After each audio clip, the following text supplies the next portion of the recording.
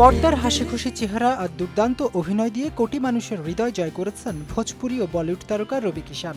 তবে পর্দার পেছনের শৈশবটা তার মোটেই স্বাভাবিক ছিল না, বরং কেটেছে চরম মানসিক ও শারীরিক নির্যাতনে। সম্প্রতি এক সাক্ষাৎকারে নিজের বাল্যকালের সেই মর্মান্তিক ও যন্ত্রণাদায়ক অভিজ্ঞতার কথা প্রকাশ্যে এনেছেন এই অভিনেতা।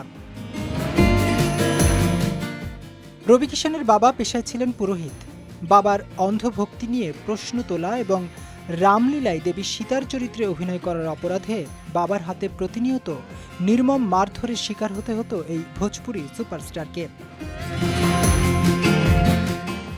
রবি জানান, বাবা মুখ ফুটে কখনো ভালোবাসা প্রকাশ করতে পারতেন না বলে ছোটবেলায় সেই মারধরকেই যোগাযোগের উপায় মনে করতেন তিনি।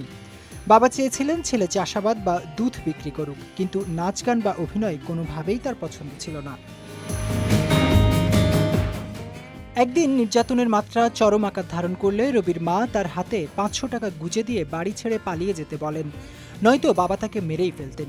মায়ের সেই সম্বলটুকু সম্বল করে তারকা হওয়ার স্বপ্ন বুকে নিয়ে মুম্বাই পাড়ি জমান রবি।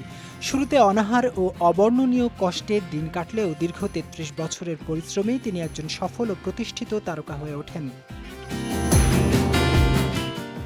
সাফল্য পাওয়ার পর রবি তার বাবাকে সব ধরনের বিলাসী জীবন এনে দেন। শেষ বয়সে বাবা নিজের ভুল বুঝতে পেরে ছেলের কাছে হাত জোড় করে ক্ষমা চেয়ে কেঁদে ফেলেন। জবাবে রবি জানান, বাবার সেই অনুশাসনই তাকে আজকের এই অবস্থানে নিয়ে এসেছে।